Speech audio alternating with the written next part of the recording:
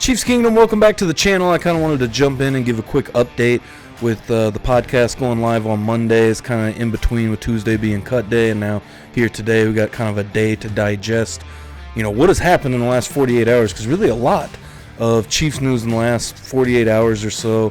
Obviously, Juju Smith-Schuster being re-signed, coming back to the Kansas City Chiefs after being cut by the Patriots. I think we all kind of had an eye on that. And interesting to go back and look at what he was wearing on his final day as a Patriot. As you can see, a Chiefs logo kind of underneath his white practice jersey, which I thought was hilarious, especially the fact that he did end up coming back to Kansas City just a day or two later. So that obviously big news, and kind of shaped out the day of cuts and stuff. So we're going to get into that real quick. This won't be too long, just kind of a quick update in the middle of the week here, and may get into it more on the podcast next Monday. If you're enjoying the content, make sure you smash that subscribe button, smash that like button. We are on the road to 300 subscribers, trying to hit that before opening night, right around 250. Not sure if we're going to hit that or not. Make sure you smash that subscribe button if you're enjoying. I know a lot of people aren't subscribed that are watching the channel, so make sure you hit that subscribe button. Let's keep on getting this growth onto the season, if you're enjoying the content, of course. So first thing that we're going to jump into is the trades. The Chiefs kind of made a couple of kind of random trades, it felt like. Obviously, there's something to it with the Chiefs making moves, and we've kind of seen this in the past, but a couple of random deals here. They did give up a 7th-round draft pick to the Arizona Cardinals for edge rusher Cameron Thomas. Cameron Thomas, who came into the league as a 3rd-round draft pick in 2022. His first couple of seasons in the NFL, he has held a 13.4 pass rush win rate with 35 pressures. That's according to PFF, which not too bad. We're just trying to add some depth, and I think there's a lack of depth at edge. And with FAU not performing particularly great in the preseason, we looked at that film, of course, and he looks good on film. Seems like he has a bad first step a lot of times is really what happens with FAU. But not to get into too much of that, I think the Chiefs wanted to add depth to that edge rusher spot. Obviously, you got Mike Dana coming back. Charles Omenihu is going to start the season on the PUP list, of course, with his, I believe it was a knee injury last year that kept him out towards the end of the year. And we'll see what happens with the rotation of edge rushers. I'm interested in this pick. I haven't gone back and looked at any film. Obviously, this was just announced yesterday, but I haven't looked at anything. But Cameron Thomas is part of the Chiefs' 53-man roster. The other trade that the Chiefs made was for tight end Peyton Hendershot, who was also a free agent. He was undrafted free agent in 2022. Now, there's a couple of stipulations to this trade. The conditions of the trade will include the Cowboys receiving a 7th-round draft pick in 2026 if Hendershot is on the 53-man roster for 5 games in 2024 or on the 46-man game day roster 3 times in 2024. If the requirement is not met, the Chiefs will retain their 7th-round pick. So, depending on whether we see Hendershot or not on the field, or just part of the roster, I guess, at least, which I felt like the Chiefs kind of solidified tight end-wise, and almost surprised that Irv Smith got cut, which, he didn't look great in the preseason at all or anything, no standout, but, having Noah Gray, having Wiley and Kelsey, I think the Chiefs do kind of like 4 tight ends for the most part, but an interesting one to say the least. Let's look up the other one. Shout out to Ray, because I actually hadn't seen this, but until just now, because this was announced today. Samaje Perine has signed with the Kansas City Chiefs. Will not be rejoining the Cincinnati Bengals. This is from a report that I'm reading from Cincy Jungle, SB Nation, for these guys. For the Bengals. Reported by Jordan Schultz. Sources, the Chiefs are signing pass-catching running back Samaje Perine, which I think works out, because now going and looking at the roster moves that the Chiefs made, I think Samaje Perine is actually a really good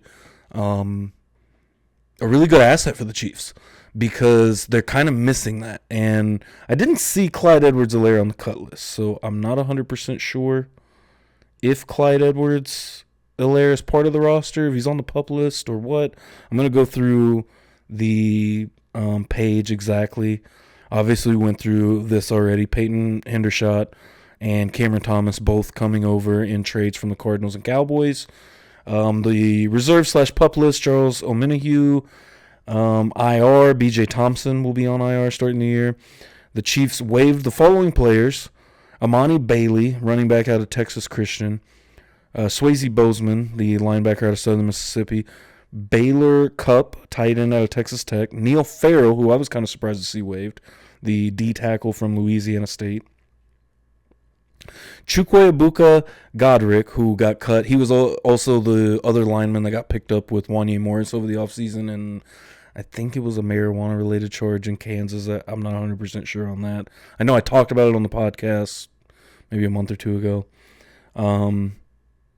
Kamal Hayden was cut, cornerback from Tennessee. Keontae Ingram, running back, waived. Curtis Jacobs, linebacker, Penn State. Truman Jones, edge from Harvard. Fabian Levitt, D-tackle, Florida State. DJ Miller, that's the DB out of Kent State. Lucas Niang, that was one that surprised me. Niang has not looked good. So, I mean, it didn't shock me from that standpoint. It just shocked me from a standpoint of, I just figured he'd, be the 2 or the 3, one of those tackles kind of floating around in there. They just outright waived him. Chris Oladokin, quarterback out of South Dakota State, was waived. Cornell Powell, wide receiver out of Clemson. Deneric Prince, running back out of Tulsa. Louis Rees-Zammit, he was let go. Obviously, no college. He's the one that came over from rugby. Interested to see what happens with him, and if maybe down the road he, is either on the practice squad or what exactly happens if he just goes back to rugby. We'll see. Nico Remigio ended up not making the roster. I know that's probably going to disappoint a lot of Chiefs fans, but the signing of Juju Smith-Schuster, I think the writing was on the wall for a few guys, and that includes, we'll get to it, Justin Ross, wide receiver out of Clemson. I think the writing on the wall was for him. On the wall was there for him. Keith Taylor, cornerback out of Washington, of course. Kadarius Toney, cut, wide receiver out of Florida, or waived, Montreal, Washington, wide receiver out of Samford. That is all of the cuts. Going on to just the outright releases. Deion Bush, safety out of Miami. He was, of course, the Chief that picked off Lamar Jackson to seal the AFC Championship game last year. He has been released. Cole Christensen, the linebacker out of Army. Matt Dickerson, the D-tackle out of UCLA. I was a little surprised about Dickerson getting cut. Irv Smith, tight end out of Alabama, gets cut. And they waived Tyree Gillespie, safety out of Missouri, with an injury designation. That was all the roster moves. I am interested to see what happens. Again, the receiving core, I think the writing was on the wall after Juju Smith-Schuster was re-signed, because at that point it gives you, obviously, Hollywood is out, but you've got Rashee Rice. You still got Justin Watson, Xavier Worthy, obviously, now Juju in that mix, Sky Moore. I'm probably leaving somebody out of that. Just kind of off the dome. But right now you have a mix that I think is fine. I'm not worried about the receiving core. The receiving core from this year versus last year, the last 2 years, I'm absolutely not worried about at all. In relation to, the last couple of years. But we'll see what happens. Again, Juju returns to Kansas City. I am excited for that, just because I think he can add some depth, and he is that kind of receiver that the Chiefs like and they need. They kind of like running a lot of routes, kind of, some of the things that J. Watt does, some of the things that Rashee Rice does, and a lot of Kelsey, big time. What he likes to do and kind of find open space and zones, get it to these guys in space, let them do their work. So I think that Juju just fits along with what the Chiefs are trying to do, and the way Xavier Worthy is going to be able to kind of stretch the defense, essentially. We've seen it on film. So if you haven't watched any of my film reviews, go check those out. I've broke that down in a couple of different film reviews, one directly just on Xavier Worthy, and a film breakdown on the very first drive of the season in Jacksonville, or the first drive of the preseason, of course. We got football coming up. Chiefs versus Ravens. That'll be next Thursday night. Exciting times. 53-man roster has been filled. What do you guys think? Let me know in the comment section below what you guys think about the roster that the Chiefs are putting out there for Week 1. And again, smash that subscribe button. We're on the road to 300. Smash that like button if you enjoyed the video. Check out some of this other content that's somewhere up here around my head. And we'll see you next time.